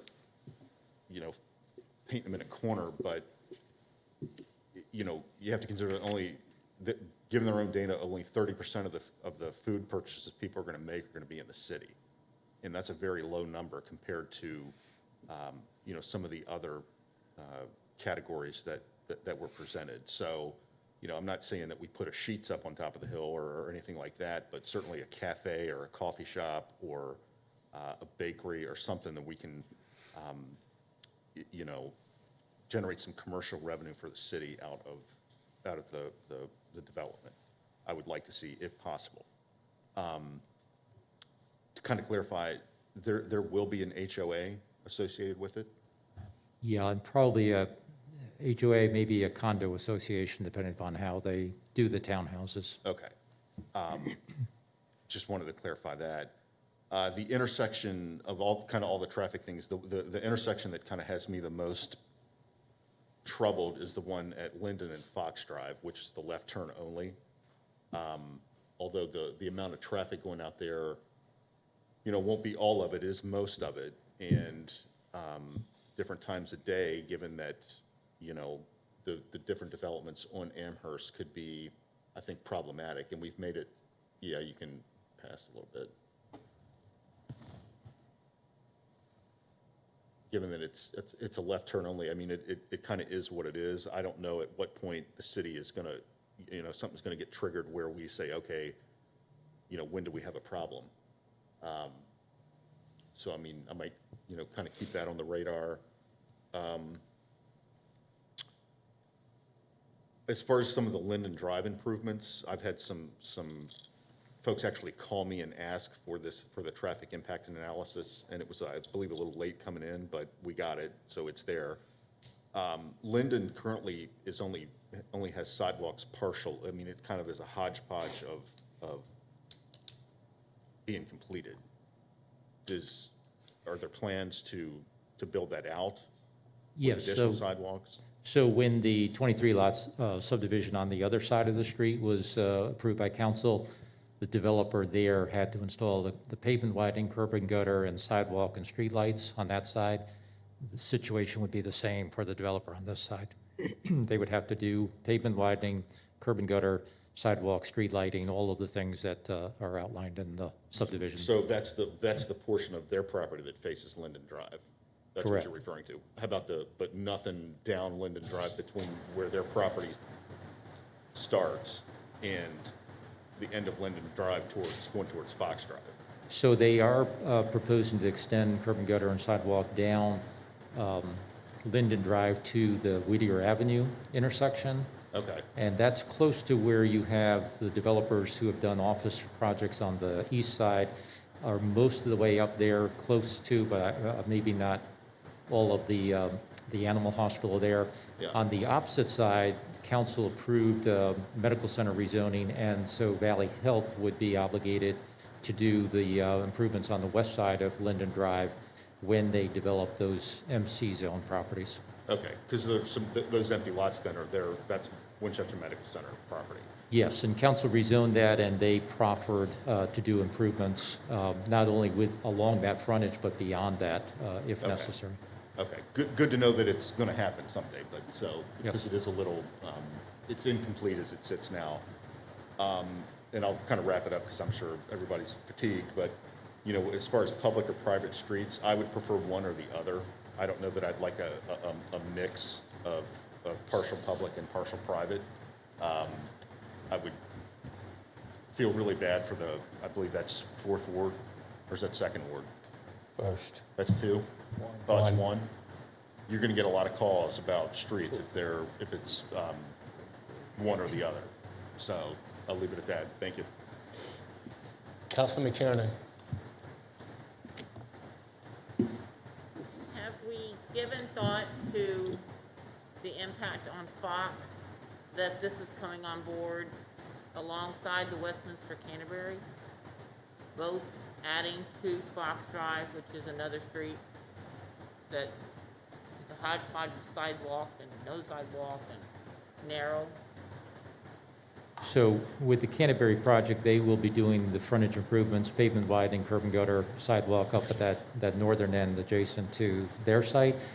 This developer would not be obligated to do improvements along that road. Right. And we're limited in Virginia as to how much we can require a developer to do off-site improvements anyway. I'm sorry, I was more concerned about how much the traffic coming from both places together, how much of an impact that's going to have up and down Fox. Yeah. So again, we have the individual traffic impact analyses for both projects, and they've indicated the volume of traffic that would use Fox Drive. And the Public Services Director, Mr. Eisenach, has reviewed those numbers and is not concerned with the coming anywhere close to the capacity of the roadway. Councilor Herbstreit. Thanks, Tim. I think, as other counselors have shared, overall, it looks like an interesting project.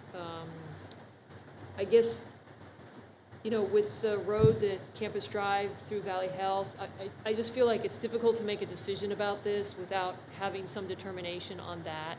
So I think that's a big piece of information that we don't know, and it sounds like we won't know until January. So I would just put that out there, that I think that that's really important. And the other thing that, this wasn't hasn't been addressed at all, but I would be curious just if any of these units, particularly the active adult units, if any of them will be affordable, if there's a plan to make any of those affordable units. I don't know the answer to that. Perhaps the applicant could get back to us with an answer on that. I do know that they have a number of one-bedroom units, so, it's very possible that some of those would be offered at a percentage of AGI. Yeah, I'd be interested in knowing what that would be. Get back. Thank you. Councilor Beach? Thank you, Mayor Smith. Tim, I appreciate the slideshow and the presentation on here. It was long, but a couple real quick questions. The common open space, does that include the smaller yards between the buildings and the other yards? So your ordinance has a qualifier in there as far as what counts toward common open space, which is a subset of total green area. So narrow areas that are provided, even if they're grass or landscape, if they fall below a certain dimension between buildings or between buildings and parking, they don't count. That the idea is we want usable green space, viable green space for stormwater management or for passive or active recreation. So their 43% didn't include that. The 43% is indicated as common open space, so I believe that they have netted out those narrow areas, but I can double check that. Please. And on the park, I know it's on that current steep slope on the west side. But when I keep hearing that it's flat, it's going to have a nice athletic field. I have some problems with it. If you look at your topo here, that field has at least a 10-foot slope on it from one side to the other. So I don't understand how they're going to do that. I'd have to have more information. And that whole end has a 16-foot slope. And if it's truly open to the public, I don't see any access unless people are climbing that steep bank just to get to it. I don't see any sidewalks to it or footpaths in this drawing. So I'd like to get more information on that public park if possible. Certainly, and I do, Mr. Randy Kepler is here from Greenway Engineering, who's working with the applicant on this project. I know that he has already done a grading plan that shows how a small field could be established there that would be playable. So things like sidewalks and such, those details will typically come along with both the subdivision and the site plan, which at least the subdivision would have to come back to City Council. The site plan might have to come back to Planning Commission or might get approved administratively. Those two subsequent steps provide much more detail in terms of construction of things like sidewalks and utilities. Let's see, you said about this subdivision. There's a lot of concerns I'm reading in here by staff. It says no unit sizes are provided yet on the age restricted. Is that true still? We have the detailed floor plans now, but they didn't I don't believe they annotated the square footage, but I think they now have that available to provide to us. The dumbwaiters you all had recommended or elevators, have they made any position on that yet? No, they, other than they said that they most likely would not offer the elevator option, but they would consider the dumbwaiters. And also, the staff said they were concerned that the exterior wall cladding information was not provided yet. Are we? Again, it's making reference to materials on other projects, but I could get more detail if council wishes to have that, of the specific. There's a lot of buildings here, so obviously they intend to have a variety of materials, but as to which materials are on which specific buildings, we don't have that level of detail yet. And I said, I think staff said management, maintenance, they don't have an annual budget in that for the common internal, external areas. Have we gotten that yet? No, but again, that would be something that you would require with the subdivision review and approval. I'm like Willingham. I think there's a lot of information that's to absorb here, but also a lot of information that's not given to us yet. I think it's not a complete application yet, especially we're getting stuff like you said today on the phasing where the financial impact analysis included a phasing, but the presentation did not. So I would be in favor of tabling it, maybe even to the second meeting of January. Especially to find out more information about those easements. Thank you. Councilor Clark? Tim, perhaps I missed it in the presentation, but what are the factors involved in determining whether or not the road going north to 37 goes through? It really rests entirely with the board at Valley Health. Okay. So they'll talk to the contractor and make a decision, and it's yes or no My understanding is that's supposed to take place in January, yes. in January? Okay. The, Councilor McKiernan mentioned the potential impact of the Westminster Canterbury project and this project on Fox Drive, and I think that is right on target. If we're going to put 300 units in here and a similar number at the north end of Fox Drive is getting 600 units in a very short period of time. Excuse me, between this and the Canterbury? Yep. Project? The Canterbury only had 39 apartment units in the city, and then I think 97 altogether, including the ones in Frederick County. Okay, so 97 and 300 and some, so 400 units. That's a lot of people. And their friends and neighbors and relatives that come visit them. So there's going to be a lot more traffic on Fox Drive. I don't see any way around that. In terms of the fiscal impact on the city, what was their total estimate for children generated for schools? 52 students. Okay.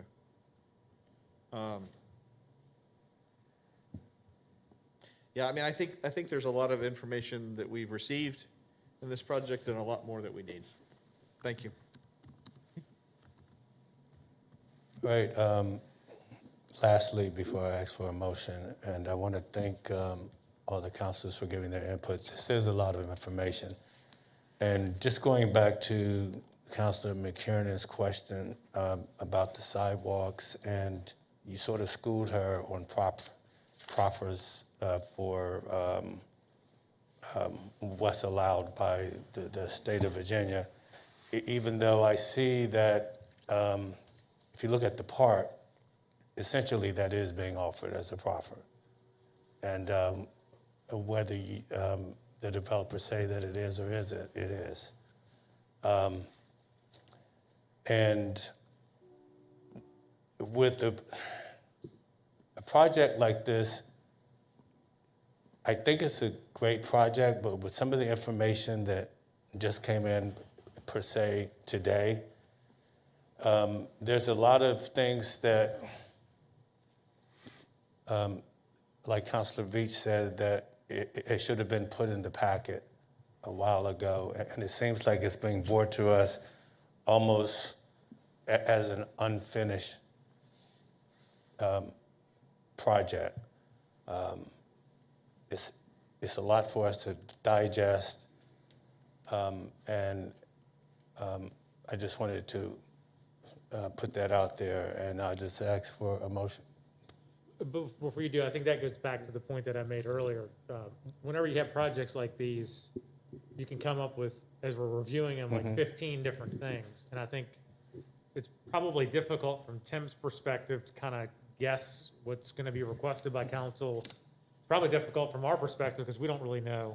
But it's also difficult from the developer's perspective because they're trying to listen to the planning commission and guess and sort of move a little bit. So I think back to the comment that I made to Frank's not here, but we probably need to have, you all need, I'm not gonna be here, but you all need to probably have some conversation about what is important to have as a necessity versus what's a nice to have versus, you know what I mean? Yeah. Because that way, you know, if you've got something that you want the developer, Tim, to get for you, you can get it. But I think that to have some, you know, have all the elements are probably never going to happen unless they know absolutely these 5 things you need to have in this packet or don't submit it. So I don't think we need to go through that tonight, but I do think that that's a really critical part for anybody to be part of this process. so that you at least get what you need. And if there's more things, you can go get it. Right. But anyway, but I'll make a motion to table this, or to, I guess it's not really tabling. What's the language, Melissa, that we use? Continue. To continue this for 30 days. Second. All in favor? Aye. Opposed? Thank you, Tim. Thank you. I will now entertain a motion to adjourn. To move. All in favor? Aye. Opposed? Happy Thanksgiving, everyone.